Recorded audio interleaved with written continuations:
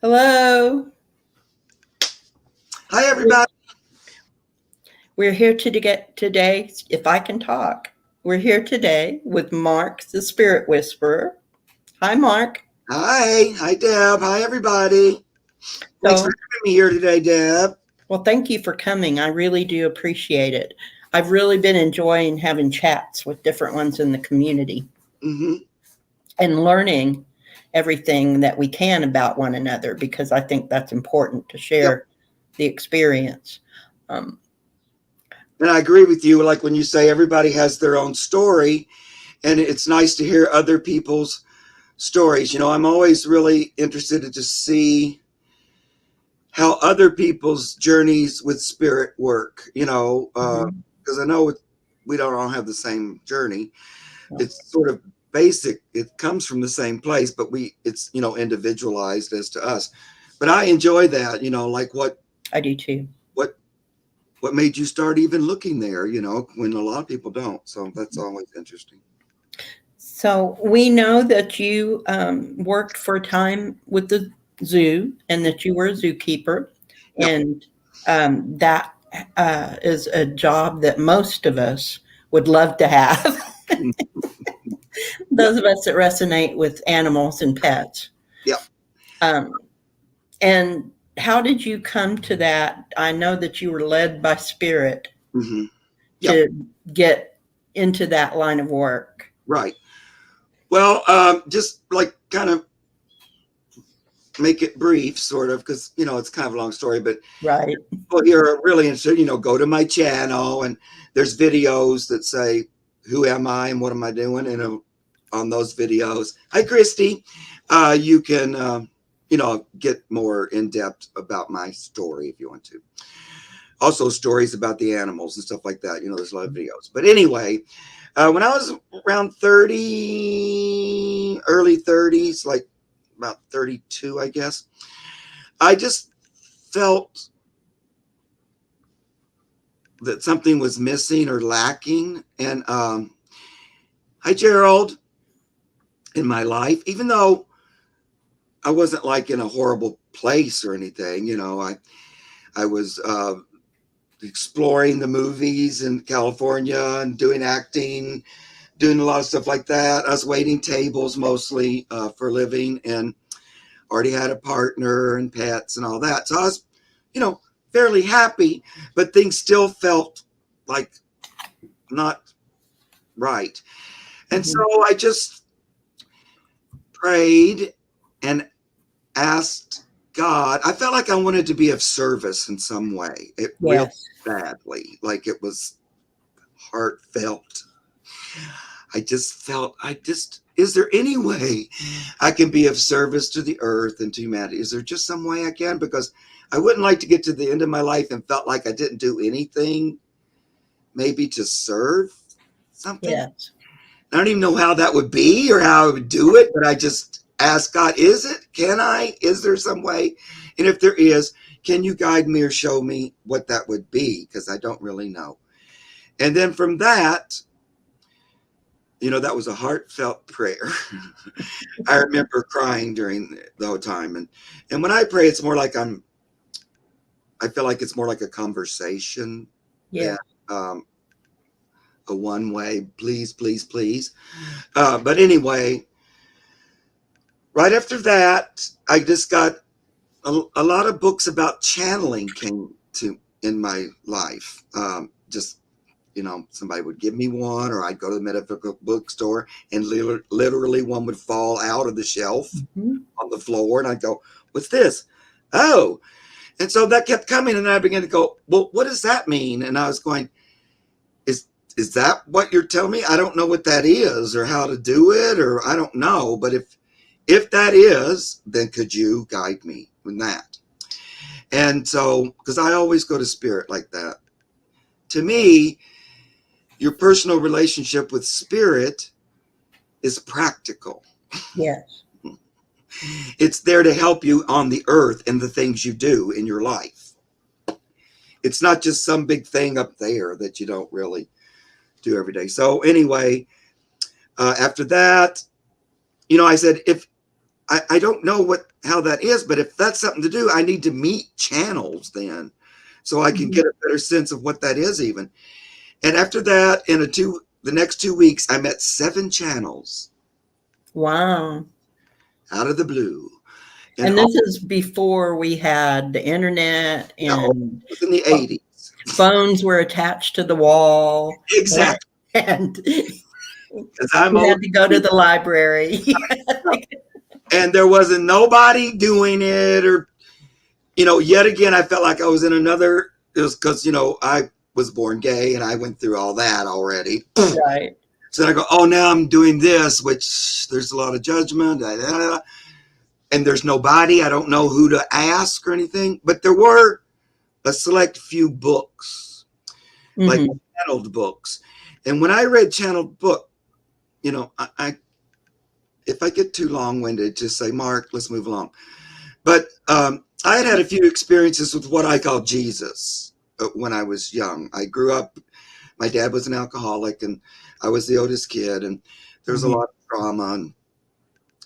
And I, from a very, very early age, I felt this, I called it God or an angel. I didn't really know, but it came and it would talk to me when I was little and kind of talk me off the ledge, sort of, Right.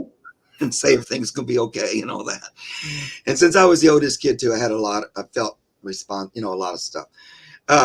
But then a few other times this energy would come and it said it was Jesus, and it talked to me about being gay, and it was great. And then he said, would you read the New Testament with me? And I'd like to read it with you, Jesus, what I call Jesus, or he said he was Jesus. And I said, okay, sure. And so I'd already read the Bible, but I started reading the New Testament. And then I would read along, and then my head would get really heavy, and my eyes would close. And then what seemed like he would come through and talk to me, and he would like interpret what I just read. Or he would say, well, you notice how there was this flow, and then all of a sudden the flow stopped. Did you see that? I went, yeah. And he goes, well, that's because this was put in there to, take power over people and stuff. So it was like a man changed the words here. And so he went through that whole thing. So I'd had that experience with him before. So then when I was reading of Spirit talking to me while I was reading. So when I would read channeled books, that same thing would happen, where it seemed like the channeled energy that the person was writing the book for would step in and talk to me about it. And it would be that same thing where I'd get heavy-headed, my eyes would close, and this thing would happen. So I'd had that experience, along, thinking I was probably crazy. I didn't really know what. Or I was thinking, does everybody have that? And nobody ever said anything. I thought, probably not. And so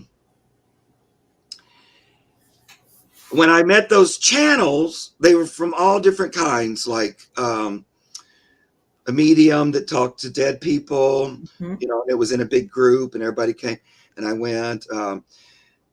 I met in those days in the 80s, there was this guy that channeled energy called Lazarus. Mm-hmm.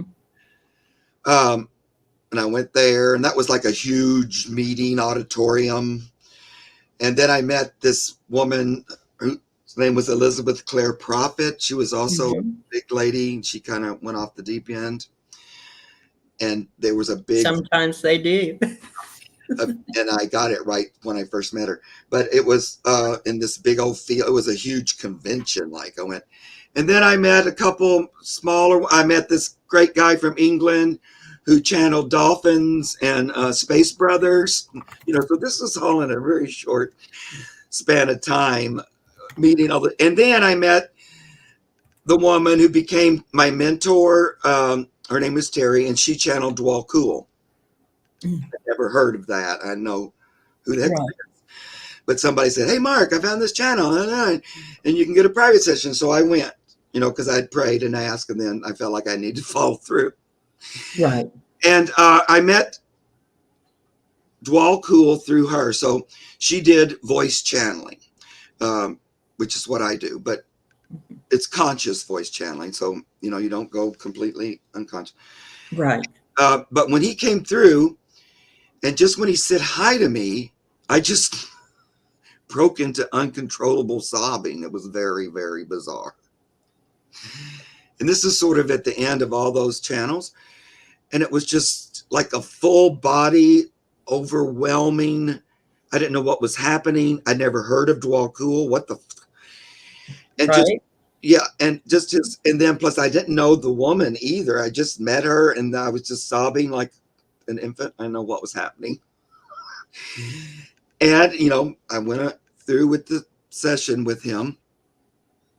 And of course, I felt a very strong connection and kind of going, why in the world would I have such a strong connection with this Eastern monk kind of person? I don't even know what that is or whatever. But I was very attracted. And so I went through a period of where I had, whenever she came to Los Angeles, I would go for a session, for a reading. And then she did a 1 weekend workshop to teach conscious voice channeling with Dwal Kul. And I went to that. And then right away, I could hear him before she would speak him. So he would say it and then she would say it. And then he would say it in my head. And then he would say, like, you know, he kept doing that to me. And then after that, it just kept going like that. He would come to me in meditation. And then eventually, I still haven't gotten to the question. No, I just wanted to add that you got instant confirmation Right. that what you were getting was really him. Right. That was really helpful for me. I mean, because I thought, I was losing it, you know, a little bit during there. And I was receiving things like when I went to see Elizabeth Clare Prophet, I went into this tent where she was speaking and she was channeling, or what she called channeling, but it was in this real high-pitched, sing-songy, like weird voice. It was weird to me. But all her followers were all just way into it, and they were like eyes rolled back and everything. And I was a little wigged out. And right away I felt uncomfortable, like, I don't know, this isn't resonating. And she just zeroed in on me and just bored a hole through me with her eyes while she goes, doing this high pitched. And my whole body just went, "Ooh, I have to get out of here. She's going to kill me. She doesn't like me. She's going to kill me or something." And I was with a friend and I leaned over and said, "I'm going to have to leave. I'm going to have to leave." And I got up and just literally fled the tent. Well, and yes, it was an unsettling experience. All the people act like they didn't even notice or anything. They were just like, and then, you know, I was like, okay, I can never go there again. That was horrifying. And then later, you know, she really went off the deep end, got weapons. They went underground. They were sure the world was ending. And it was a whole big. So do you think that Dwal Kul was looking for someone new to channel because she was going a different direction? Well, that woman, Elizabeth Clare Prophet, didn't channel Dwal Kul. Oh, this was a different woman. Okay. Yeah, although at her bookstore and stuff, she had books written by channels of Dwal Kul. Now, Dwal Kul has been channeled. There was a lady, Alice Bailey, in the 1940s that channeled a bunch of books from him. Yes. And they're really esoteric. And when I tried to read them, it was hard for me to understand it. Terry Newland was my teacher of the channel of him. And he had asked her to seek out new channels. That's what he wanted. So when you said that, I thought, yeah, that's what he wanted. So that's why she did that channel training with him. He asked her to, because he was seeking out new channels. Well, that's very cool. So you were called really to do that. Weirdly.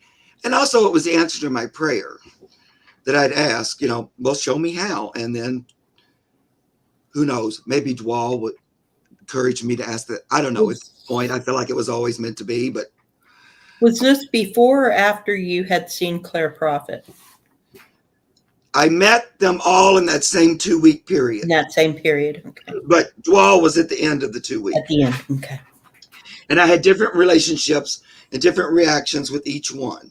Some I felt were right on. Like I remember the person that read deceased people. I felt like they were just right on and everything. Elizabeth Clare scared me. I went to that one, Lazarus. I felt like the guy was good intention, but I never felt the energy. Mm-hmm. So I was a little like, I don't feel, because I'd already had that experience of feeling the energy that was channeling. So for me, I didn't. That was also a way for me to be able to discern stuff, I think. That's why they showed me so many. Right. But then I clicked in with DK and with Terry, because, I had that weird emotion that I didn't have with anybody else. And even though I didn't have a clue who that was or anything, and I thought, this is the weirdest. Why would I be so connected to this individual that, he was supposedly Confucius in a past life. Right. And Casper, one of the wise men. And this Russian woman, Madame Blavatsky, also channeled him way back. And it was another bringing through a lot of metaphysical information and esoteric. So, but he told me right from the beginning, and most of his channels are women. I don't know hardly any other men. At this point, there are a few, but back then it was always women. And he said when he channeled through me, he was going to be much more plain spoken. And it wasn't about a bunch of scientific, it was a more simple message. And so I was going, great. And then what he would do to me this is the way spirit worked for me. And it was great because I would always ask for confirmation. Mm-hmm. Or I would say, this isn't clear enough. You need to be clearer, and I always encourage everybody to do that. Ask and you receive. Don't just, and speak up if it's not working or whatever. And so he would come to me and meditate. Now, this makes it sound like it's all easy too. And it wasn't, because I couldn't meditate worth a dip in the beginning. I felt like that's impossible because I had a really chatty, negative mind. So, I had to work on all that. So don't act, I don't want you to think I didn't work every step of the way, because I did. But he would come to me in meditation and say, Mark, Terry, because she had a big weekly class that people came to and everything, and she channeled Dwal for the class. Right. Terry's not going to be able to do the class. I'm asking you if you would come and channel. And I'd never channeled for a class or anything. And I was going, I don't know if I'm comfortable. First of all, she's never going to ask me that because she doesn't think of me as being her substitute or anything. I'm just another one of her students.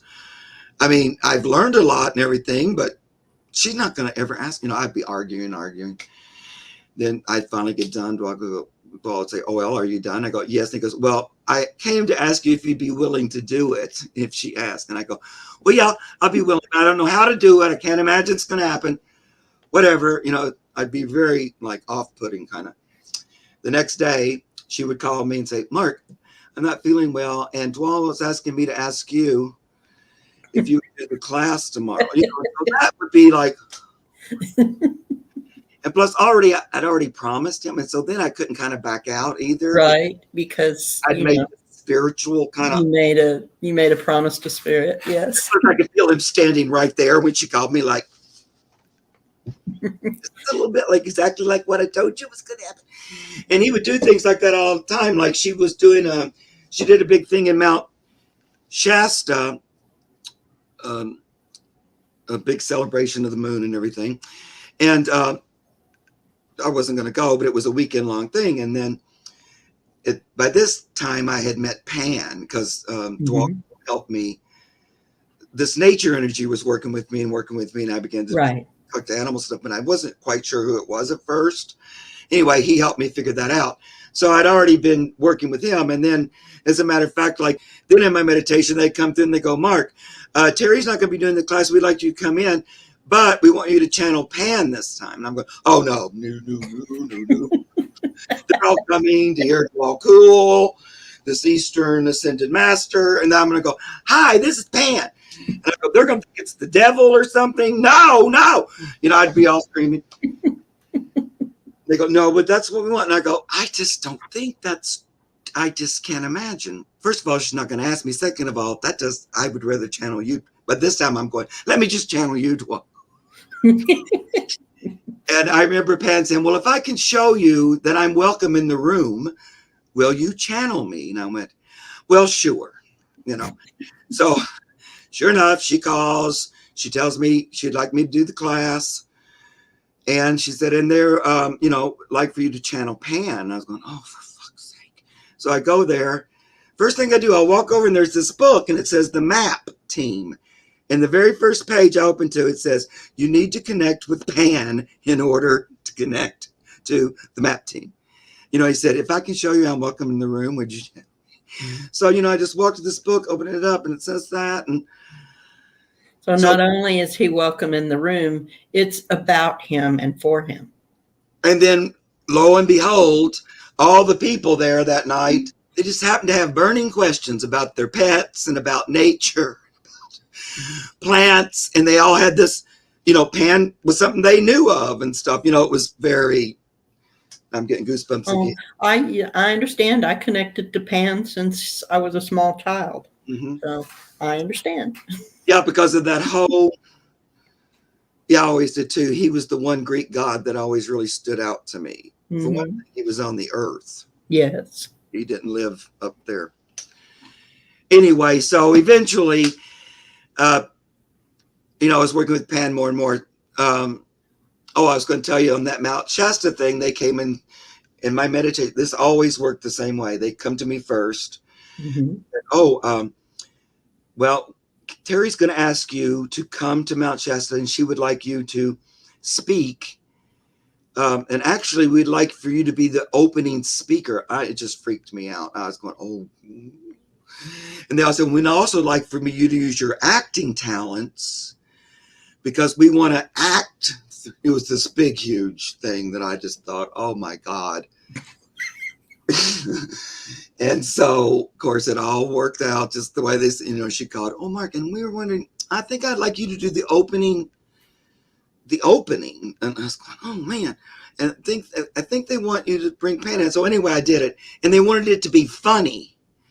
And that was another thing. I thought, oh, these people are so serious minded. They're coming for this serious, holy experience on Mount Shasta. I'm not sure they're wanting a big bunch of joking. And they just kept going, no, we want you to do that. That's what you're going to. And so they made me look up a thing. I wrote this monologue about channeling kind of, but I made it goofy and stupid. And I did it. And it was something like 400 people at the thing. And it was the most great experience for me because they would come in and they would do the part of the thing I'd written. And then he'd go, now watch, I'm going to turn my focus and it'll create laughter. And so he would just look there and then this wave of laughter would just roll through the room.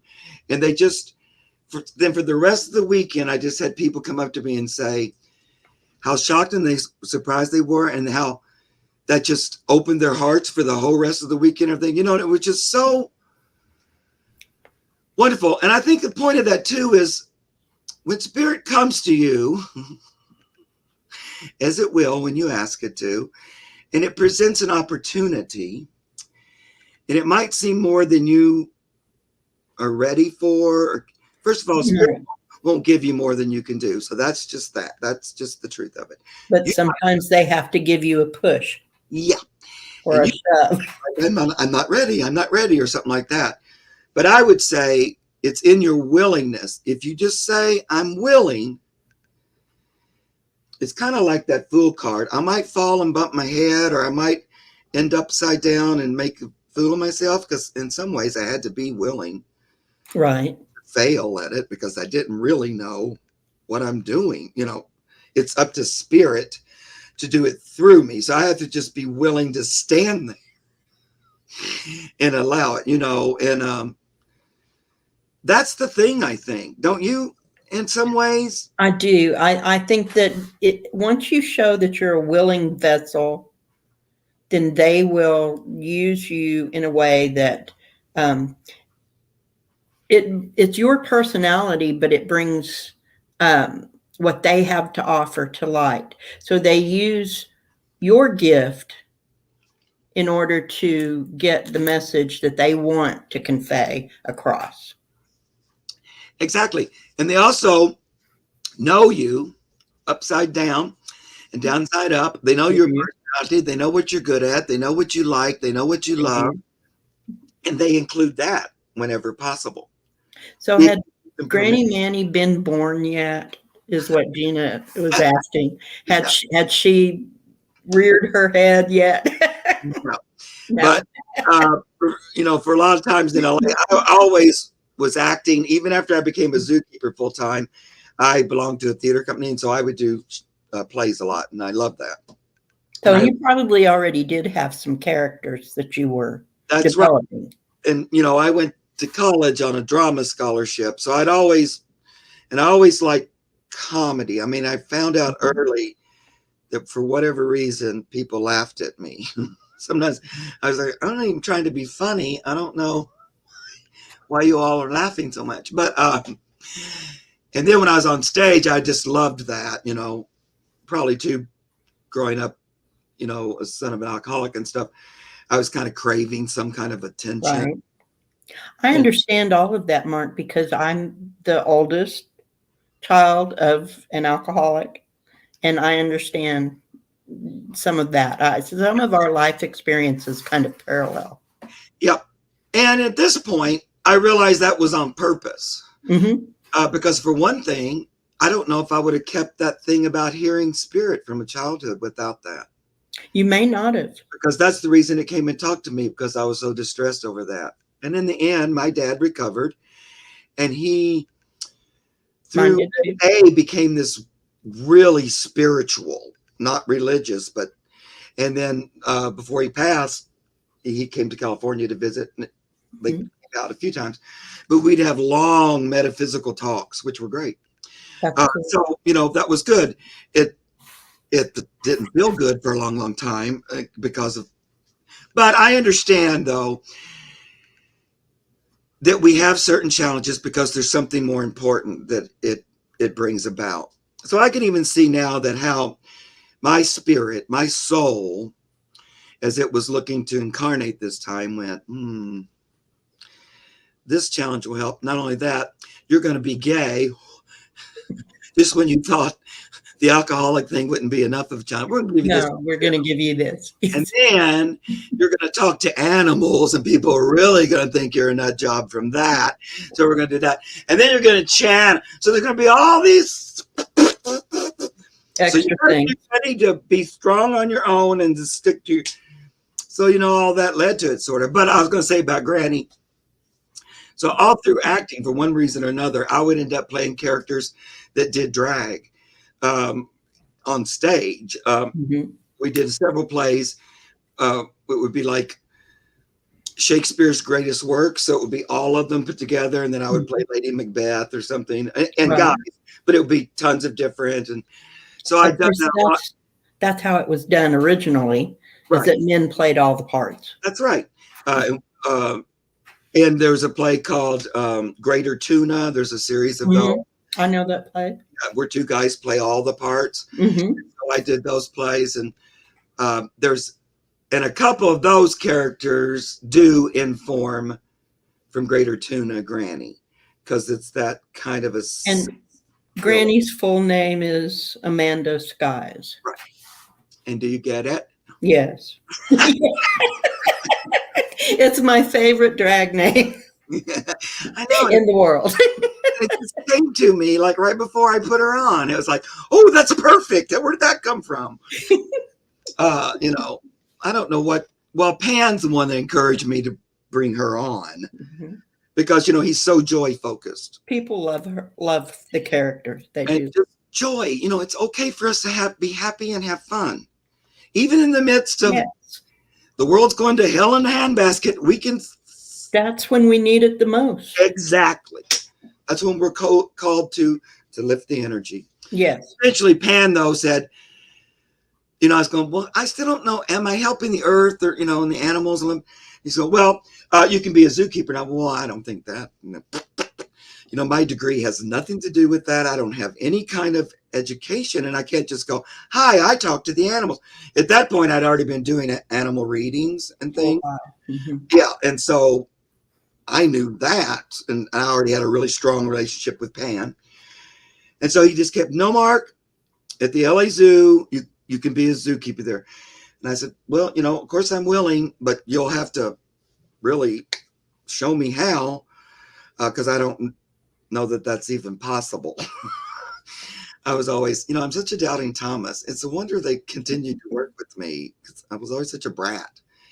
And then I right away found out that the LA Zoo offered a class where you could take it and then you could be a volunteer. Oh. And if you did really well, you might eventually, in order to become hired at that zoo, you had to be a civil servant too. So you had to pass the city, it was a city job. It wasn't just a private. Right. So there was all that. But in order to even go to take the test, you had to have taken this class. So, that was like a thing that would help you maybe some year become a keeper. So I right away signed up for the class and I took it, and it was like 6 weeks and you had field work and stuff. If you passed the class, then up in the top, like you had to score really high, then you could volunteer. And I'm really good at test taking. And also besides drama, I was also a oral communication major, and I had teacher certification and all that. So that kind of thing helped me in testing and all that. Well, you're very rounded in broadcasting. Right. And also I can memorize and regurgitate facts for tests. It doesn't, years of memorizing plays, that part's not too hard. So I scored like number 1 in the class. And, but out of that class, and in that class, I guess there was about 160 people, maybe. I was the only one that volunteered after passing. And then I volunteered every week. And they had an animal show, which really interested me because I felt like that could use so many of my other skills. Right. And plus there, you did a lot of hand raising, and I was all about touching and being one-on-one. And so in addition to volunteering to work with just anybody in the zoo, then I also went every week and volunteered specifically with the show. So I did that for a while, and then eventually I got hired at the zoo and then became full-time keeper, and exactly what Pan told me. And I took him with me, and we would talk to the animals, just me and him. Again, I didn't wear a big sign. No, I don't think mediums necessarily need to wear a sign. I think at the same time, there were people, good friends, they knew. Like, if you're my friend, yes, you do it. But I didn't really go around announcing it. But if you were close to me, you knew it. And I was close to a lot of keepers, and they knew, they would say, Mark, this monkey's sick. Would you come and see if you can, And so I would do, but it would always be kind of on the down low. Mm-hmm. But after 30 years, it becomes more known, after that long. But anyway, that's how I became a zookeeper. Let me ask you, Mark, is it harder to come out of the metaphysical closet or the other one? Well, the other one, because again, I'm as old as Jesus. And when I came out, the word gay wasn't even a word. I mean, right. You were happy. So there was absolutely zip about any kind of example. I actually thought it was just me. Because there was no talking about it, or I didn't know anybody I just thought, what's happening? All I knew was I was only attracted to the same sex. That's it. And I didn't know why or what. And then I just begged, pleaded, prayed, please, please, please, please, please. I don't want this. This isn't who I am. I tried everything. Mostly because there was no one to talk to, and if there was anything said about it, it was horribly negative. And, I was in a Baptist church, not the best place to be if you're gay. And no, it was really, really hard because I felt so isolated in it, completely isolated, and just knew it's what I was. So it became either I'm going to have to hide this my whole life, because it was before like gay right, it was before all that. It was before, yeah. But others were going through the same thing I was, but we were all by ourselves. So nobody knew. No, we were all alone going, I'm the only one. And so then we finally eventually became one voice, but it was really difficult. Jesus helped me though. Like I said, And I know that sounds weird, but he talked to me a whole lot about why he chose that, what it was, why it was important, actually why it was a good thing. I purposely chose it. Also, it has a lot to do with blending male and female and kind of getting rid of that duality. And right. It's a lot about oneness rather than two-ness, sort of. So, I'm fine with that now. And once I had that, I knew from then on I could not hide it. If you were my friend, you had to know that about me. Again, I didn't wear a sign around my neck. That was maybe a more natural process to you than coming out as a metaphysical person that could channel. And hard, though. It was just different. Yeah, because there's judgment both places. Yes. And so now you're having judgment from two different communities. Right. About to just different communities. But it's the same community. I mean, minded. There are the labels don't matter. What matters is the people. Right. And where your heart is. Right. And conscience, Yes. You have no conscience. I believe we all do, but if you ignore yours all the time, you might as well not have one. So, and that means that heart connection. If you're not paying attention to that, I feel like, well, good luck to you. I do believe all roads lead to God. Some can take a long, long time, though, if you're not playing along and if you're not listening and having, you might have to come back here so many times. Eventually you'll get it. But who wants to spend eons? Just wake up and just choose it. It's really just choose it. Just seek it. That's all you need to do. The universe will take over because each of us is born with this spiritual equipment. Our bodies are designed to use our inner senses. We are manifestation machines. Right. We manifest whether we know it or not. That's what happens. So a lot of times then we're just creating from this lack, and if you're not aware, this lack and lack of faith, fear, lack of all that. That's what's just being created. So you just have sort of life around you. But that other way, you change everything. And it's really the choosing. Now, that doesn't mean you don't have things to do. Right. And that don't mean just, voila, now I'm perfect. No. You're always learning, progressing, and moving higher up, I think, sort of on the evolutionary ladder. But if you think of it as an adventure, it is an adventure. That's how I've always thought of it, as an adventure. Yeah. Yes. And it can be fun if you want it to be. It can. You get to color it. And hey, can we make this a little more fun? And you know what I mean? It's a partnership.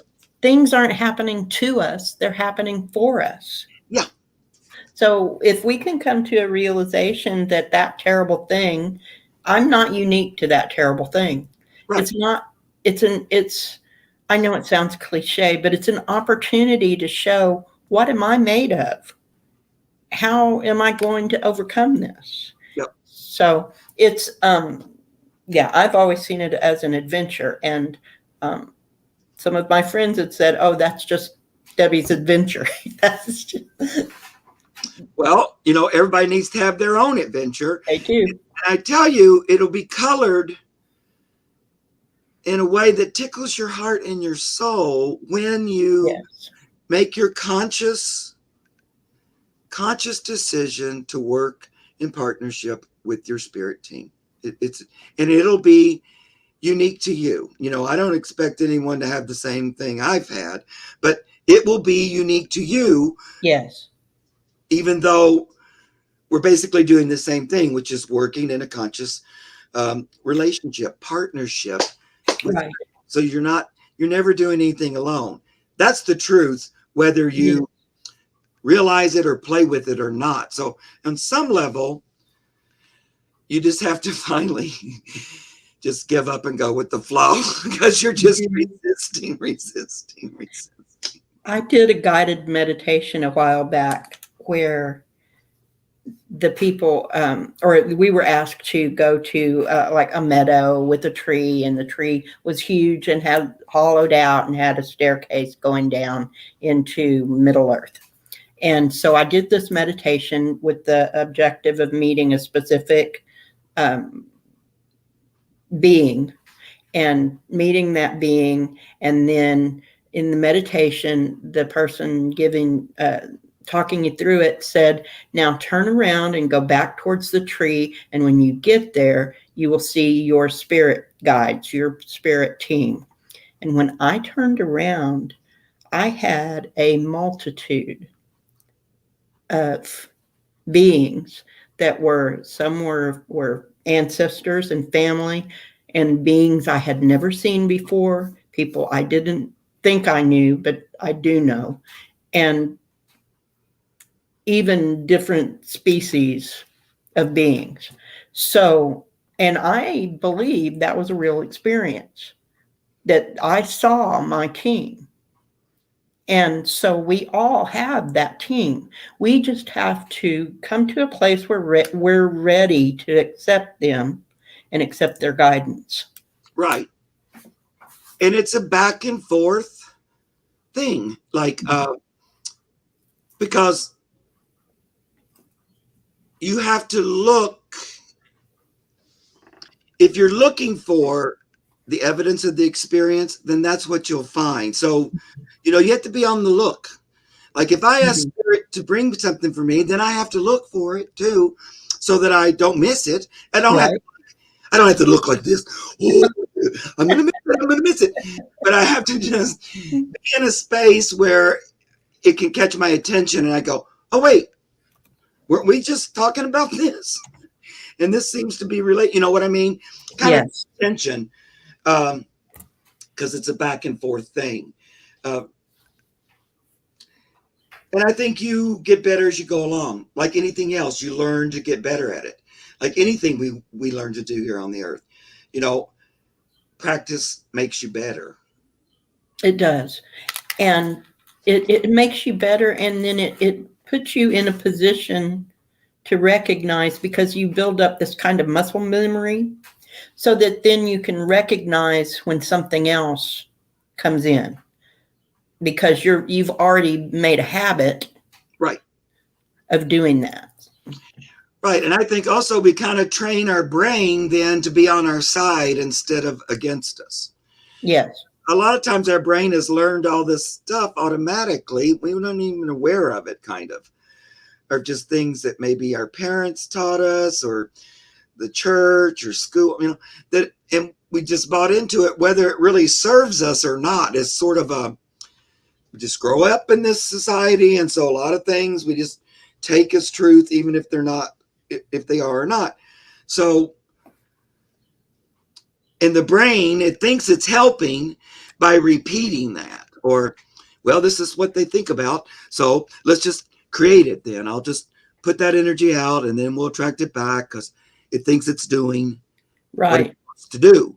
But you have to kind of retrain it. And I know it sounds a little weird, but that's where it comes in good. Like if you have a real negative mind like I did, I've always been a positive person, but I had a lot of self-doubt, I'm not good enough, all that kind of crap.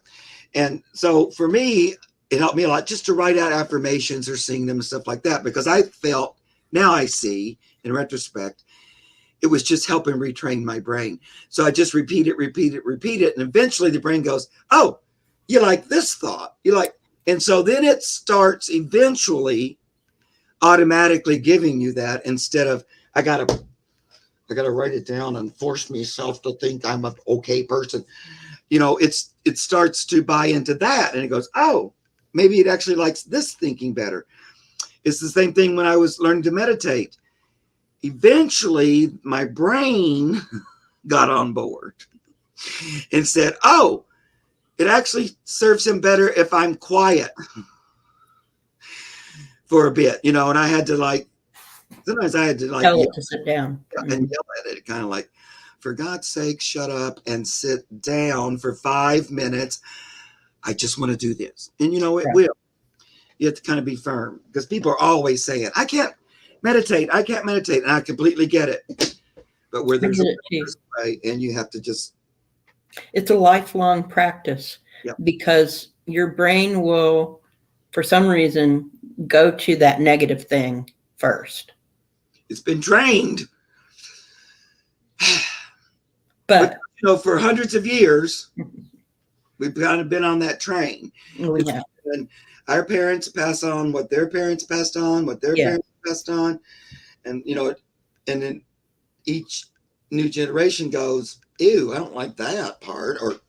And in this time, we're all trying to get rid of a lot of false, fear-based stuff. We've come to a place in our cultural existence and learning that we can, we don't need those crutches anymore. Those are gone. I know you're having an urge to acknowledge everyone. I was just thinking. I've been acknowledging them. I just haven't done it out loud. I didn't want to interrupt your story because honestly, you have a fascinating story. Oh, well, I have enjoyed it. And I will say that, everybody wants to be a zookeeper, but it is hard work. It's so physically demanding. Yes. That's why I finally retired after 30 years, because my hands almost weren't working anymore, because holding high pressure hoses, for hours at a time, or just unlocking locks and locking them maybe 100 times a day, just this constant, my hands are like, ah! So it was and plus I am not get dirty kind of a person, as you might. I'm that way too. I can, but it's not my favorite thing. I was always in this, it was sort of a pretty butch job for me as far as all that, because, you're responsible for the exhibits as well as the animals. Yes. And so the exhibit part is really labor intensive.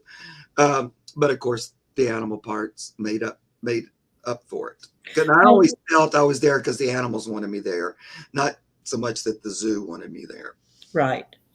Well, and it suited you because you got to have a career where you were with the animals.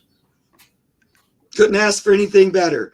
And I honestly thought that will never happen, because I didn't pursue it or I went to school stuff, but I remember in college, I wanted to do something about animals or nature. They had one course. It was that, and I took it. I can't remember what the name of it was, but we went on field trips and stuff.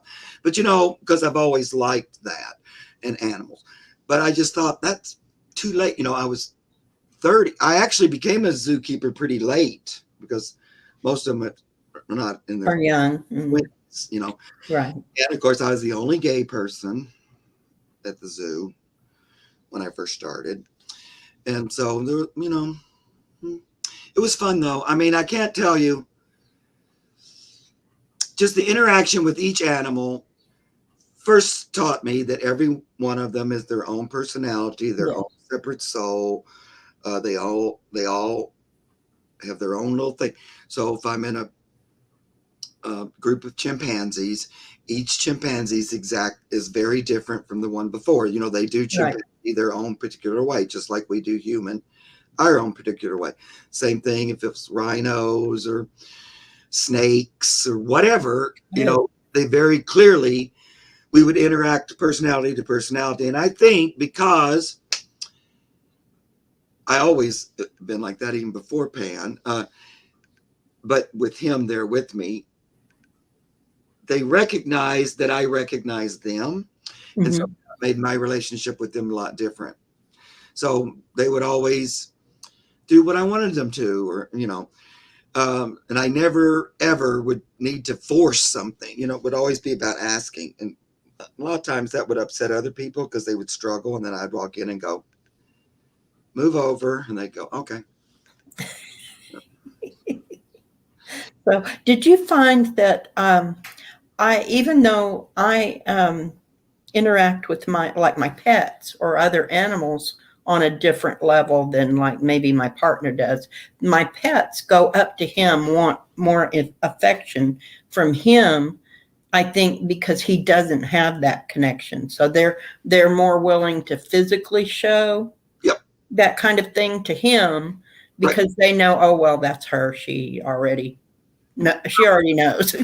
Yeah, I agree with that completely, Deb. But I think, because they're all, in my opinion, this is what Pan tells me, and the same thing with the animals in the zoo, they're seeking out that one-on-one relationship with humanity, so that, they would love humanity to love them, appreciate them, and, keep them here on the planet instead of wiping them out. And the pets have for eons stepped forward to work one-on-one with humans, especially dogs and cats, but many animals do it, horses, all kinds of lots of birds, reptiles, step in and have that one-on-one relationship because they're seeking that special bond where you recognize that we're actually brothers and sisters in spirit, no matter the form, right.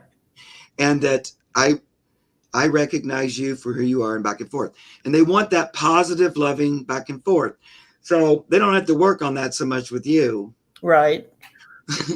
So they put extra attention, and, he's getting it too. He just does it a little bit differently. Yes. Yeah. And so they kind of, it's like, rub it in his face a little bit more. Did you ever have a friend who's allergic come over and then the cat must sit in their lap the whole time? Yes. Yes. It's like, oh, you're allergic to me, are you? Well, hello.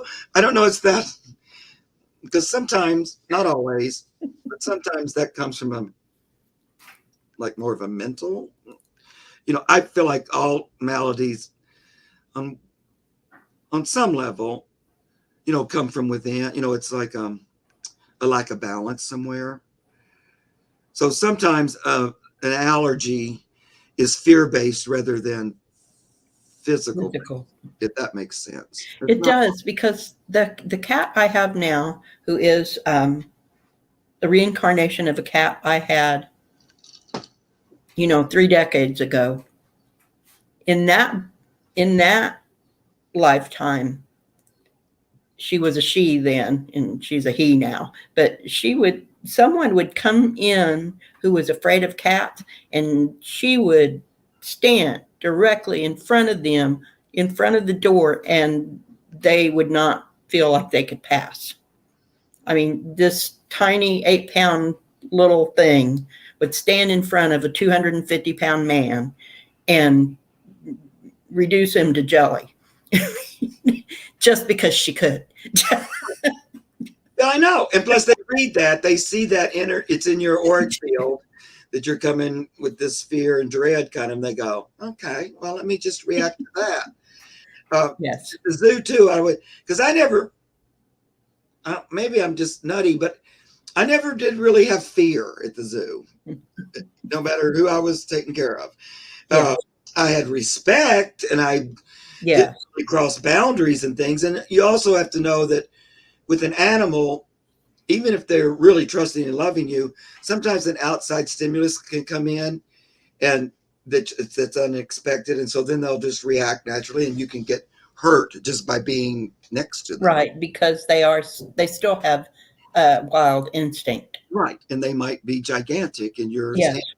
If a giraffe gets upset and just swings his head, if he hits you in the right way, you'll go flying. Yes. But I never really had fear around I never was afraid really. Even if I got bit, I didn't like it or anything, but it never jumped into fear or anything like that. But some keepers I worked with did have fear of the animals. Oh. Number one, why did you want this job? That doesn't seem like a good thing to go with that job. But maybe they were learning about that. I don't know. But I would always go, So that didn't work well. If you were fearful already, they were going to react. They were going to be scary. Yes. Fearful. They would either be fearful of you or they would scare, one or the other. And I try to get that point across. Or, for a long time, I took care of the animals that were used in educational programs, and it was a big group. And it's a long story. But anyway, I had a whole big variety of all different kinds of animals that I'd hand raised. And at my lunchtime, because I hardly ever took breaks at lunch because I would just do something extra with the animals that wasn't in my time schedule, and the exhibits and all that. But so at lunch, I built this little fenced in area all on my own. And it was like a big square. And I'd put a big blanket down with my lunch. And then I'd bring a whole bunch of the animals into the little thing together. And it would be like Snow White. I'd be Snow White. And all my little creatures would be. Yeah. And these were, they weren't like wild animals, but it'd be like, I'd have a chicken in there, a pair of ducks, a rabbit, a guinea pig, a snake, a tortoise, and other things. I couldn't put like a raccoon or something there. And then we would just all have a lovely, pleasant lunch. No one ever irritated any, sometimes they would be like enemies in the wild. And they were just all lovely. And then afterwards, everybody just go back because I let them out loose, Right. Because these were hand raised. And then I would just go, okay, let's all go back. And they would just put themselves away and everything pleasant. But, I could only be there 5 days a week. But I could never find anybody on my days off that were ever able to even come close to doing any, because the animals just become, no, we're not cooperating with you. First of all, you're not Mark. Second of all, you didn't even try to make a relationship with us to begin with. You're not going to have the Snow White experience because you didn't even work at. That's what I always felt like. Well, you got to have your own. You got to make your own relationship. Yes. I can't make that for you. You have to do it. And you can't expect them to treat you the way they treat me because we don't have the same mojo. Right. And they're used to me not getting all my panties in a bunch about anything that they're doing.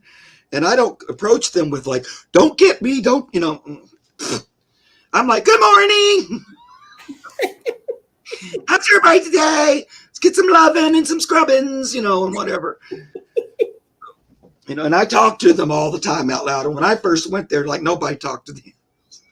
So not only did I talk to them in here, I'd always talk to them. Come up behind me and they'd hear me go, who are you talking to? Oh, I was just talking to the rhino.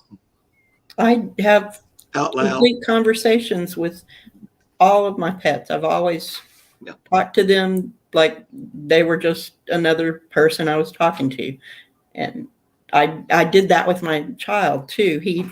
I never did baby talk to my child. And when he started to speak complete sentences, so I think that if they don't understand the words, they understand the intent.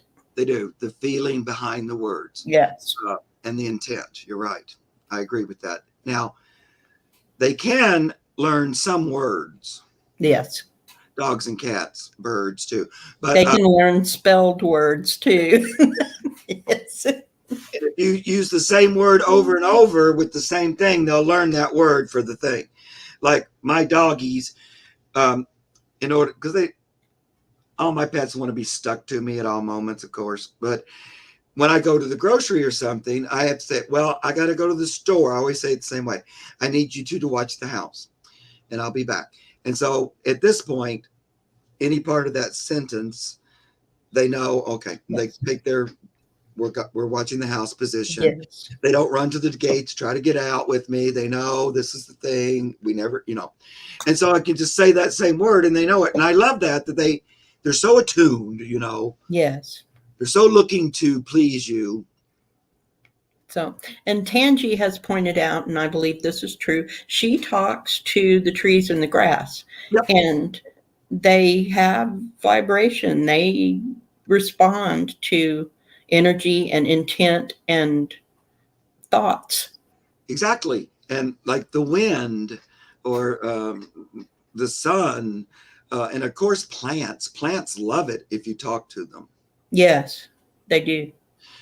Because that's how we're all related. We're all related in that we come from, like you're saying, the consciousness or God or whatever you like, the creator. We all of us come from that same source. Yes. That's how we can relate to one another. We're actually capable of that. It's just been kind of trained out of us. It has. Because about this time, there was a lot of trying to program us into fear about all that. Well, and there was a time that was acceptable because of survival. We needed to be able to survive as a species. So if we were afraid of something that was dangerous to our being, then that was a good thing. But we have come to a place in our societal evolution where mostly that's not needed anymore. We don't have to depend on that. And but we do still need respect, because I noticed that there have been, in the last, I don't remember if it's a week or a month, but 3 people have been gored by bison at Yellowstone in the last little bit. And it's because they don't have respect. Yep. They don't, it's to a place where we need to maybe relearn respect for wild things. Or life. Yes, life in general, yes. If your allegiance is to guns, then what do you think about life? Exactly. How does that trump life? That's the other thing is if you work with spirit, and of course I've been doing this for a long time, that just seems so foreign, all that. It's just hard to even imagine it. I don't know. It's like, how can anybody think a gun is better than a child's life? I don't get it. I don't get it either. Or when I work at the zoo and people would come and scoff or jeer or yell or howl at the animals and just be so disrespectful. They used to just drive me crazy. I would just go, can you just quietly be with the animals for a moment? That's another thing. Our world has become so noisy and so overpopulated that it's harder to hear. Because if you go out in nature alone, I feel like God just speaks loud as can be. Yes. Because nature it's a dominant energy, and it's easier than to attune. But when you're in a group of la la la la la la people, it gets harder and harder to make that connection. And so over time, people just said we don't even need that connection because, like you were saying in the beginning, that's the way you communed with source, was through nature, because nature's what you lived or died by, Yes. And so we got so far away from that, but we need to get back to it. That was a bad decision. Anna Banana said that it's hard to connect with and have respect for life when so many people don't have respect for other people. And that is where we are. That's what we're trying to change. That's what all the light workers and light walkers are trying to do, is to elevate that respect for life. Yes, and you can have what you want here on the earth, but how about including in your wants and needs that it serves you and everyone else to their highest good? That doesn't mean you have to give up what you want. You just get it, attract it in a way that serves everyone, including you. It's about choosing it that way. That's how you get it, is by seek and you'll find. So you have to say, well, whatever, I would like this to serve everyone to their highest good.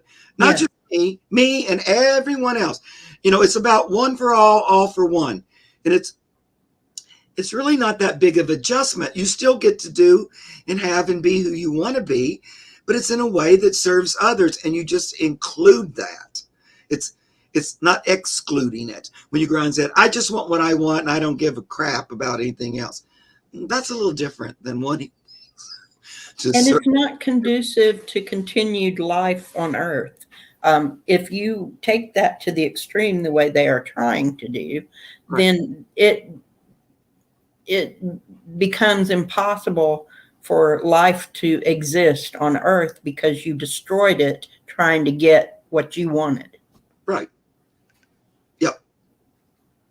Get your way no matter what. Yes.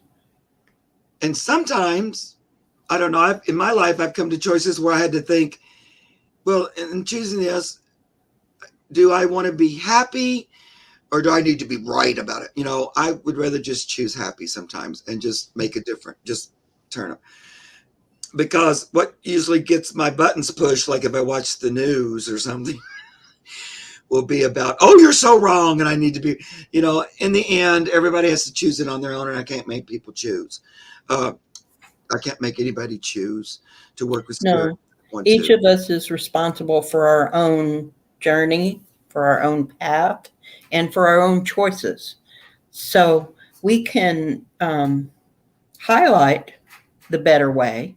Yeah. We can be an example of a way to live in a better way. And if someone comes to you and asks you, you can certainly guide and assist too. I don't really go around telling people, that don't ask. I don't either. No, it just doesn't work because you're just casting pearls, kind of. You don't really. Yes. You can be of service when somebody wants you to. And then even with this channel, part of my thing was to come out of that metaphysical closet, really, and just come out to the world about it. I don't care. As you get older too, you don't give a crap about stuff, about judgment quite as much. It's like me. I don't care anymore. Judge me or not, I don't really care. And, but I do care about trying as best I can to do things in a way that serves everybody to their highest good, including me. Exactly. Christy's asked this question about Harambe, the gorilla that was killed at the Cincinnati Zoo. Do you remember when that happened? He was, if I remember correctly, he got out of the habitat, and instead of tranquilizing him, they killed him. Why? That seems very dramatic. Was he like it was. Is that the right story, Christy? Was that what happened? Well, she said he was killed in 2016 at the Cincinnati Zoo. No, a kid went into his enclosure. Okay, that was a different one. And is that the one where the child fell into the enclosure and he went to him, and he appeared to be trying to protect him, if I remember right. But they ended up killing him to get the child out. Is that? Yeah, I think that's the story. Do you want to read on him? Parent lets their child fall into the gorilla. I used to see that all the time, though. People not watching their kids. Once a kid fell into She says the child went in on purpose. Yeah. That's right. That's what I was thinking. Now,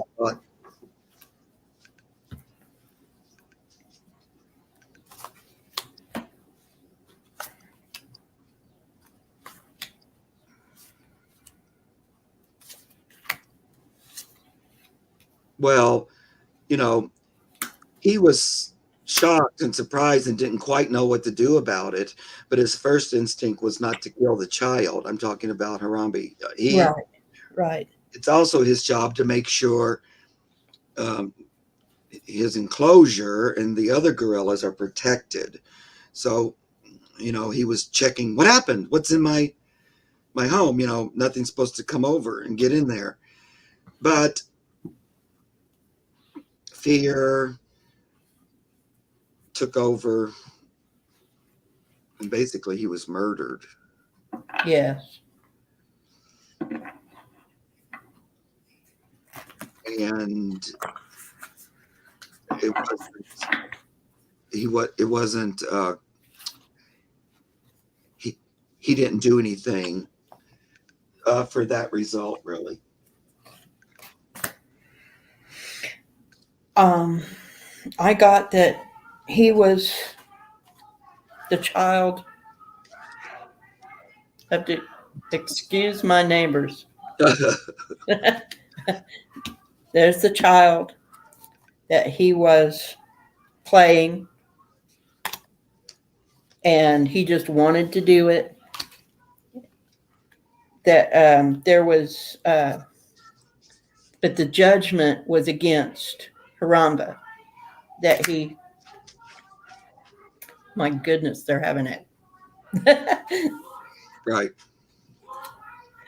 I'm Wow, going to quickly finish this, but that it was meant to be. It was not. It could not have been stopped, because once it was set in motion, it was going to go that way. I'm going to mute my mic because of this argument going on. Wow, it's a big one. And so go ahead, Mark. And okay. Well, you know, it's a sad thing. I just feel like the one that ended up paying didn't deserve it in any way whatsoever. You know, it was really horrible. Now, a lot of people felt that way too. So if there was anything good from it, it was that people saw that and thought, that is screwed up. And people need to be more responsible, you know, for their kids. So, of course, as he crossed over, I do get that his death did change people's minds, or made them think differently about animals. Like, it was one of those things that happened that, you know, made people think differently, and they kind of never went back. They kind of went, that was not what I approve of. You know, it was like, that's too far, you know, kind of a thing. So I do think it did make his death on some way was a gift,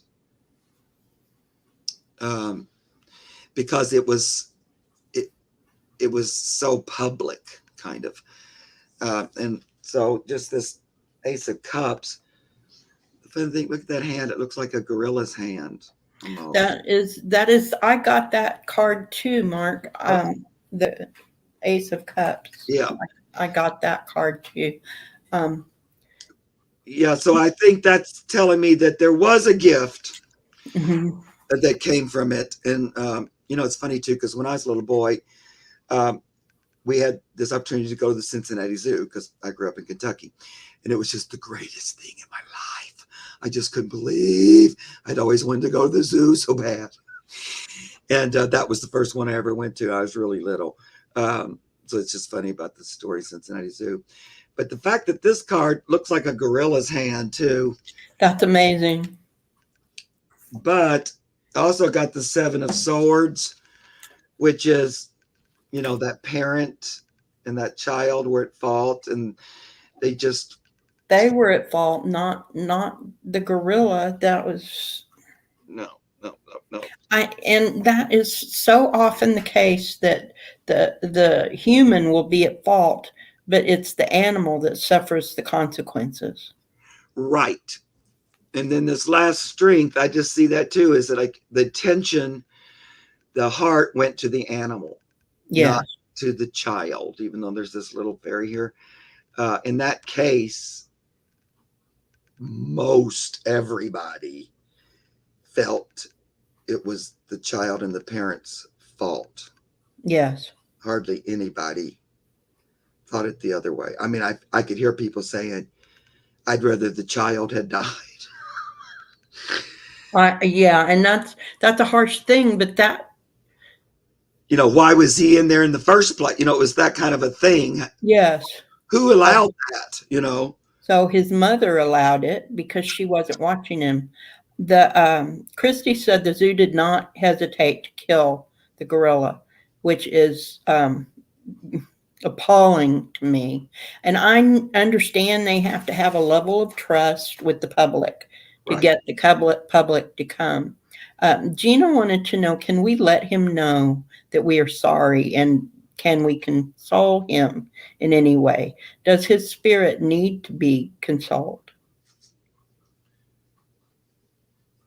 Well, not really, because once you pass over, you don't have, I don't think you hold on to all that kind of stuff, even if an animal either.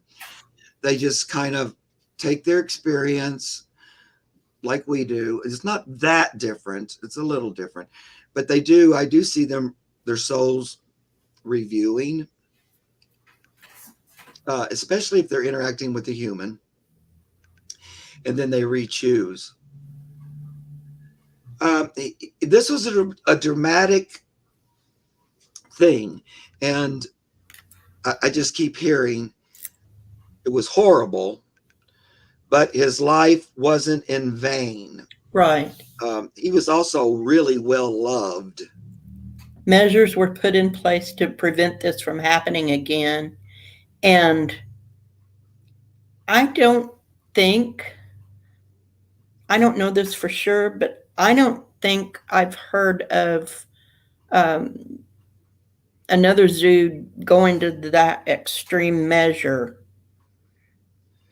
No, we had a gorilla get out at our zoo, and they had to dart her, with a sleeping dart, and then we put her back. But no, we didn't kill her. But of course, this is different. He was actually holding the kid, and I'm sure that mother was then losing her mind. But I've seen it so many times at our zoo with parents holding their kids on top of the fence, like over the tiger exhibit or something. Thing saying, don't stand on the thing. And you didn't matter how many times, or it's just not even logical, but they'll just do, or over the hippo. Hippos are very aggressive, and just having them stand on the fence. One time at the sea lion pool, this woman had her kid up on the fence, and it fell right into the sea lion pool, which had a big waterfall. The kid went under the waterfall, so it was just beating them under, drowning them. The sea lions jumped out of the pool because it scared the crap out of them, like what somebody. Right. And these were trained sea lions. And we were on the outside of the exhibit, so my friend, she just jumped over the fence in, and she managed to get the kid, but she was so silly. She took her keys and threw them down as if that was going to make a difference. But when she got in, then she couldn't get out because she didn't have any keys. And then she was in there with the screaming kid. And plus, this kid nearly drowned her, like wigging out. She finally had to say, I'm going to slug you. Stop fighting. Stop. You're going to drown both of us. She was about to just. And that parent was just all, oh, you just want to go.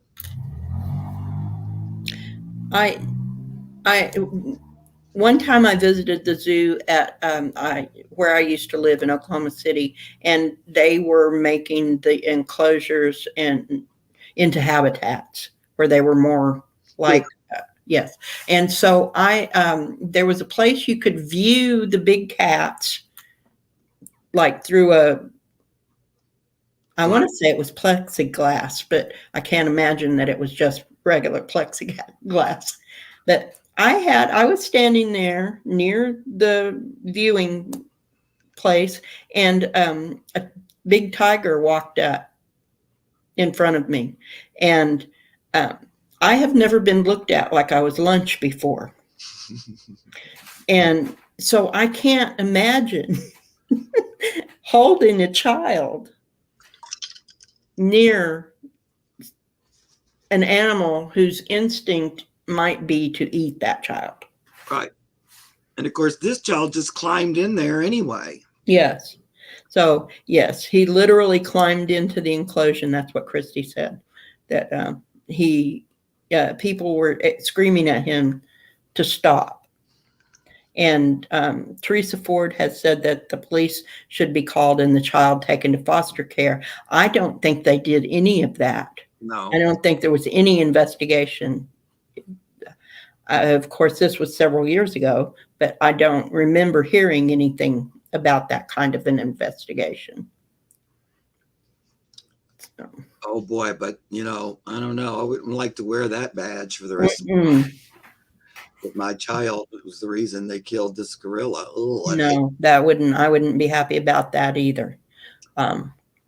Hypnicity has asked, can you reach the elephants Kai and Bamboo from the Seattle Zoo a few years ago? They moved there from Oklahoma City or from Oklahoma, and they died. Is your question, was it the move, or was it the environment, or is it just a general question that you want us to look at, Hypnicity, whose name is Nalani? Mm-hmm. Well, Hypnicity, what's her name? The elephants' names. No, I mean, what's Hypnicity's name? Hypnicity's name is Nalani. Nalani with an N. Hi, Nalani. I was just curious because I see you. Because she has such a beautiful name. Yeah, and you have, I see you in the chat and stuff, and I'm just curious. Not that I'll remember it. Because there's a lot of names, and then everybody has two names, and I get confused. But anyway, here's one thing that I felt in the years I worked at the zoo, that sometimes they move the animals too much, and they don't need to. The animals get very attached to where they are. They also get very attached to their keepers. So if you take them away from all that, and it's a whole new and different energy, sometimes it's too much to adjust to. That's what I'm getting. And they can even, it's like being, I know it's going to be sad, guys, but it's like being taken from their family. Elephants are matriarchal by nature, and they're kind of group oriented. So they attach to their home, their keepers. And I feel like on this instance, there was some sadness. It was hard to readjust. They felt like they were pulled away from their family. And elephants can be pretty emotional, like all the animals, really. But I remember a few occasions they moved animals at my zoo, and I just really didn't want them to. I just felt like it was not the good thing for the animal, and I just, with all my being, but I was never, they didn't care what I thought, really. The zoo, I mean, the people that run the zoo aren't the keepers, and the keepers are the ones that have the relationship with the animals. Sometimes the people making that decision to move them has never even, interacted with the animal once or anything, and don't have the slightest idea. And it's also those kind of people have a real hard time understanding that you might have a different relationship than they have, or at least that was my experience a lot. They very rarely would want to hear what I had to say, but quite often I would go, oh, this is not going to work. And then they would move and they'd die because it was just too much. Hypnicity says that they were moved separately and then were rejoined once they got to the facility. So, and that's what I got too, that it was because of the move. The move was too much for them. They are totally sentient beings. They know what's going on. Right. And sometimes somebody has this idea in their head that they think it's good, but they don't really consider the animal's feelings. Exactly. We, at our zoo, I took care of animals. That was my first hired job. When they first paid me from actual city funds. I got hired in the show but I got paid with wishing well money for that, which is another weird spiritual thing. Like I said, you will work at the show. We'll just get wishing well money to pay you. And they did. And so I was already working my wishing well job. And then I got hired in the elephant barn. And at that time, we had a whole bunch of elephants. And they were bringing in 4 little ones who had been orphaned because we had adults. And so they brought them in. And in that case, the move was good for them because they were chained to a stick, and they lost their mamas. And so we got 4, which is great for me because there I was in the elephant barn, 4 babies. Yes. And we had African and Asian elephants. So it was a big group. And I just loved them all so much. And at that time, this was a long time ago, my first time. And we still had hands-on with the elephants. Now, this day and age, they do most all elephant stuff remotely. Which is, I don't understand that. The elephant reserves where I follow what they do, and most of them are completely hands-on. I know. And the ones that aren't completely hands-on are still, they have enclosures where they do interactions with the elephants, physical interactions with the elephants. Now, they don't allow just anybody in there, but right. They have specific keepers right. with specific relationships to the elephants, right. And they interact with them. They go out in just normal clothes and no protection. They just interact with the elephants. Right. Well, the whole remote thing is because for safety, for insurance, for not being sued up the wazoo if somebody gets hurt and all that. So it's all about money is where yes. It boils down to, but and not the well-being of the animals. And luckily for me, when I took care of them, I didn't do the remote thing. I was right in there with them. And at that time, the head of the elephant barn was this guy who came from the circus, mm-hmm. and he had worked with tigers and elephants in the circus. I have different thoughts about all that. I know everybody's kind of anti-everything, anti-zoo, and I don't really agree with that. But he was great, and he loved the animals. And he was really into, let's keep the elephants occupied and motivated and stimulated, which they loved. And they loved the interaction, messing around. So I hate that they took all that away because we would take our elephants out and walk them around the entire zoo so they could get a lot of exercise because in the wild they walk for miles and miles. And so all that was good for them. I think any kind of keeper animal interaction is good. But zoos, especially LA Zoo, and some of the people they got there in charge, got it in their head that was never good, no matter what, because they go through these things. Well, it's not like they're in the wild. And you go, well, guess what? They're in the zoo. Yes. They're never going to be in the wild. This is their life ever. They're not going to go back mm-hmm. in the wild. Their major relationship is with a human. Yes. That's what it's about here, people, whether you get it or not. And also hopefully teaching the world at large that maybe you might save them. But it's a human. Now as soon as we started feeding them, they don't know how to survive in the wild. It's just, that whole thing just drove me crazy all the time. So, at my zoo, they closed the shows down, all that stuff, which just did so much education, everything. Yes. I don't want to get on to that. But when they decided, then finally the zoo got a ton of money. We fundraised to build a brand new elephant, like you were talking about, like a habitat. Yeah. Big, gigantic, acres big, with 3 giant pools, a huge waterfall, tons of walking space. And then PETA decided at the same time that they were going to force the zoo to get rid of their elephants, even though we were just spending multi-millions of dollars on this beautiful new habitat. Plus, these were those little elephants that grew up there. Right. They didn't know anything else. Right. And so this whole idea, they'll be better off if we put them on some farm in Oklahoma. Nope. Guess what? Because they did that with some. And guess what? The elephant just stayed at the door. It didn't go roaming because they didn't know about that. It was a zoo elephant, and it just stayed around where there were people.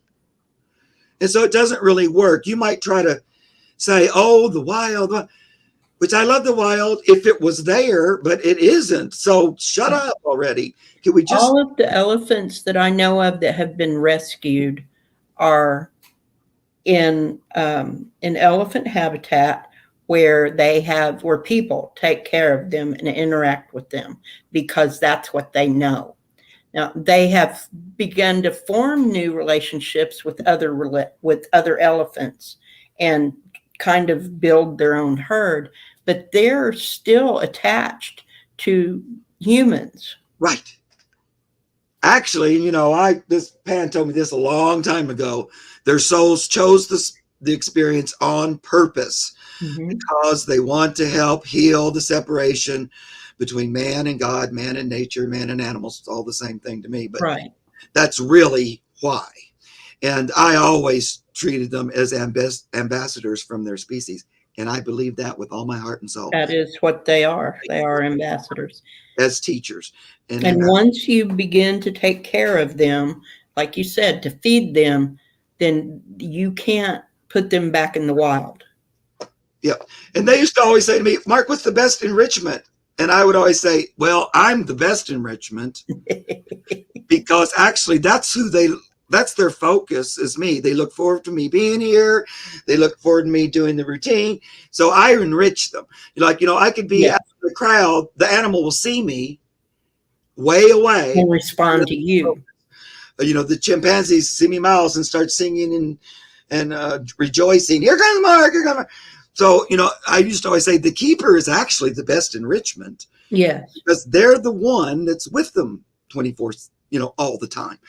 And so, I was so lucky when I was the elephant keeper because that circus guy who I really liked him, he was really macho, but he hired me, he told me, because I was as far from macho as you could get. That's what he told me. And he said he wanted that energy in the elephant barn because everybody else was real male. And of course I was not. That's why I thought I'd never work there. But anyway, so what we used to do, we did a presentation where I would ride the elephant and I would have her carry big logs and show how they used Asian elephants for logging and how they actually were used as service. And so she just loved that. I always knew she loved it as much as I did. It was a thrill for me to ride a big, gigantic Asian elephant. Her name was Gita. And she could either toss me up with her trunk over her head that way, or she would give me a leg up with her knee. And she would just toss me, and if it didn't hang onto her ear, she would just go right on over and crash in the dirt on the other side. And people just loved that so much, and it taught them so much, and they loved the elephant so much because of seeing this interaction out in the yard. So I always hated that they changed it and made it remote. And so in the end, one of the babies we had, his name was Billy. He was a little male Asian, really young. He was under 2. And he was a little cutie pie, and I loved him to pieces, and I had hands-on with him and stuff. And in the end, they got rid of all of our elephants, PETA did, in their wondrous ways, except for Billy. So then we had this gigantic exhibit that was just built for multiple elephants. And luckily they didn't get Billy, even though they tried everything to get him relocated somewhere. And now his herd is gone. Right. They eventually got him 2 older females in there. But, that kind of, it's like, I know on some level you think you're doing well, but if you've never had the experience with the elephant, don't make those kind of decisions. I just feel like you don't really know what you're talking about. So I think a lot of that goes on. People make decisions that don't know what that don't have any understanding for what they're making the decision about. Exactly. Look at Ron DeSantis and Marjorie, what the frick, trying to tell us what to do with LGBTQ. You don't know. So shut up. You're not in that group. So why are you making decisions? Makes me sick. Oh. Well, Mark, I want to be mindful of everybody's time. Yeah. Do you have things you need to do today? We're an hour and a half in. Well, we can go a few more minutes, but I'll have to go, before 3. Okay. If anyone would like to ask us a question, would you be open to that? Oh yeah, hon. Okay, I know we've already been answering questions, but if you want to ask us a question, we have a few minutes, and I would, in the meantime, while people are thinking whether or not they'd like to ask a question, do you have anything coming up? Bye, Christy. Talk to you later. Thank you. Bye, Christy. Tomorrow. Bye, okay, sorry, hon. Oh, I was just telling Tangi bye. She has to go too. Okay. Hi, Roman. Any of you guys that don't know my channel, please come over and subscribe and play with me there. Gina just put up Mark's channel. And please go over there and subscribe and like and share and all of that stuff. Hit the bell so you know when he's got a show coming up. Or Mark also uploads meditations and fun things with Granny Manny, and you never know what's going to be coming up. So be sure and hit that notification bell too. Teachers come through and do a channeled message, whatever, I don't know what they're going to do, but they come through. So there's a lot of pan channeled those aren't usually live. They're like a taped, or there's a few from Jesus and Dwell Cool, stuff like that. Tomorrow I'm going to go on Allie's show. We're doing it at a special time. It's the meeting of the mediums, much later, but tomorrow we're doing it at 1 Eastern, just that one Thursday. And then Saturday, I always do a regular solo show with Pan. I channel him on that one, and we take any questions. And then Mondays, you have a show with Debbie. She's on vacation right now. Right. And so this Monday, Andrea from Lilac Lantern will be filling in for her again. And you will be on your channel this Monday. Yeah. That show happens at 2 Eastern. Right. That animal. And she read with me this past Monday, and it was a lot of fun. I love Andrea. It's great fun. So and you guys, your energy together was really good. Oh, good. Yeah.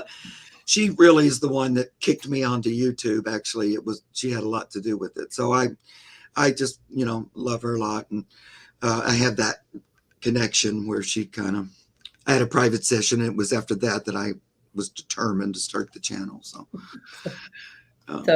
well, it doesn't look like we have any more questions. Did you have any thoughts you wanted to close with? Tell us your biggest lesson that you learned in working with animals and learning to channel. Either or. Yeah, well, for one thing, life is a ton better if you're working consciously with spirit, period. That's just the way it goes. Yes. Still have challenges. There's still life is life on the earth, but it's a whole different way of getting through it. And it's not as detrimental and stuff like that. So that, as far as the animals, every single animal is an individual spirit. And if you have the opportunity to be one-on-one, that becomes more and more obvious. We don't think about it so much with animals in the wild because we don't really come in contact with them that much. But if you even film them or something, you begin to see how they do things through individual choice, I think. Right. And that they're here just wanting to be loved and appreciated, like all of us. Like all of us. And so it's good to do. I'll tell you one final story, a gorilla story, since we were talking about gorillas. I took care of gorillas. I have one story that I won't tell completely, where a gorilla got out with me. It was just me and him. But I didn't kill him or nothing. I just put him back. But anyway, there was a big old gorilla named Caesar, and I loved him to pieces. He was a big old male. And I loved all the gorillas. The main gorilla keeper, we connected right away. And if I worked with the keeper, they immediately liked me because the animals always liked me. Right. If you're a keeper and your animals like somebody, then you like that person. Because you go, oh, or like, well, I'd like Mark to come because I know the animals aren't afraid of him or whatever. And so, so she would be not afraid of the animals. Exactly. Back the same thing. And so she would ask me to fill in. And so I would be a relief on the gorillas. And so I loved them. I set about making my relationship with each one. And I really liked Caesar. The week of Christmas one year, I brought an actress friend of mine to the zoo, and I did a Christmas play, like as a gift to the workers at the zoo. Mm-hmm. So we were trying different things to try to make more camaraderie. I was trying to make people, get together more. Didn't really work. But anyway, a lot of people came, and I was doing this presentation. It was called A Christmas Memory by Truman Capote, and it was really good. And then just before I started, somebody came to me and they said, Mark, Caesar's sick, and they had to take him to the health center, right before. And of course, I was going, oh, and I wanted to go up there, but I had this thing I had to do, and all these people came, so I couldn't. So I had to do the program. And then soon it was over, and I said goodbye, and everybody's like, I said, well, I'm going to have to go up to the health center because the girl is sick, and I just feel. I asked Spirit, and Pan said, yeah, we can help if you go up. So I went up, and I went in, and he was unconscious, and he was on all these tubes and everything, and he just looked dead. And there's like no life, and I was like freaked out. And his regular keeper was there, my friend Jennifer. And I said, well, I'm just going to sit over here on the side. I'm just going to do energy work with them. And she knew I did that, and she was like, great. And so I sat over there, and I was just following Pan's instructions on what to do, with the energy. And I just got to keep pulling energy out. And so I was just pulling. And, I was talking to him, and he said, he finally came, like for a while he wasn't talking. I just kept moving energy. And then he came and he said, I can't get in my head. Like as if he was in his body, but he couldn't get into his head, or I don't know what that meant exactly. But Pan said, let's work on his head. So we just kept clearing energy out of his head. And then all of a sudden, and I had my eyes closed this whole time. I wasn't really looking at him. And then in my mind's eye, he said, aha, I'm back. And I went, oh, and I opened my eyes, and he just raised up at that same moment in life. Right. I saw him raise up. And then he went, whoa, and made some vocalizations. And then I just kept working. And then he kind of recovered from that. Now, before I went in there, the vets already told me he was going to die and there was no hope. Mm-hmm. Or anything like that. And we were just supposedly telling him goodbye. So they'd already given up and tried everything. Right. And so not only did he come back, he came back kind of full. Right. And he had a big seizure or some kind of mental thing. And then he recovered, and I kept going and working with him and everything.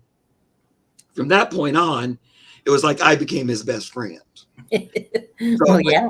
He knew on some level that you brought him. That I was his buddy. And so he would hold my hand with his big old giant gorilla hand. And, and they make this little noise if they like. It's like this little sweet little noise. They only do it if they like. We don't have the same vocal cords. But you don't hear it often unless it's like a love noise to you. Right. One of the good things too about having the animals love me is that they would do things with me that I don't think many people ever even get to see. Probably not. Because of that trust factor. They would and a lot of times it'd just be me and them. And so it'd be that thing of, oh, I wish I had a camera. No one would ever believe this just happened or whatever, because it was just between me and him. But he got fully recovered, and he was a beautiful boy. And then the zoo got it in its mind that they were going to transfer him to Florida. A lot of times they transfer for breeding, because they're trying to save the species. So it's not all horrible. But I just immediately got, nope, don't move him. It's not going to work with him. He don't want to move. And actually, Jennifer didn't want to either. And she really wanted to go with him. And when she was back, when she started, she used to go in with the gorillas and help with them, with the adults and everything. At that time, that keeper before her, they had a lot more hands-on. But as time went on, they cut it all out. But anyway, so I felt really strong, and I kept saying, Jennifer, I'm just afraid he's not going to make it. And she fought and fought to go with them, and they wouldn't let her. because she thought she could help with the travel. And he went there, and then 2 weeks later he died. And I know it was from loneliness and just sad. And now that was a sad story. I didn't mean it be. It was a happy story because he came back from death. And then, it was years later that they did the move. So he had a lot of years to have to come. But just sometimes that move is more than they're able to take. Now, sometimes they do well. I always think it's a little traumatic because you know how if you move your house, your cats don't like it. It's always, it's just traumatic to move. It's traumatic for us to move. You know, it throws us all upside down. But I feel like when I cross over, Caesar's going to be there. Well, at least, I mean, him and probably a number of others. My relatives will have to be going, could you move? I can't get through the rhino butts. What's happening? Well, I really appreciate you being here, Mark. Okay. I enjoyed our talk so much. I'm going to just quickly say tomorrow morning, or morning, early afternoon, I will be on, no, it'll be morning, with Gerald Tarot Stash. Hey, Gerald. And that'll be fun. We are going to discuss how we learned tarot. So that should be very interesting. Oh, I think it sounds great. I kind of wore a shirt that sort of matches your hair a little bit today. You did, didn't you? I love your hair. It's so pretty. Oh, thank you. It's a cute. I'm going to freshen it up in a day or two, make it a little bit more purple. Yeah, looks pretty though. I like the little cut too. It's very cute. Thank you. I do it.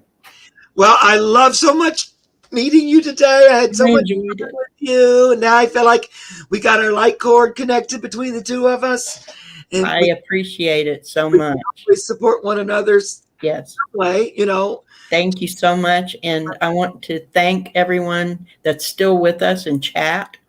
We love you. Yep. And we will see you next time. Yep. Bye. Guys, love you all.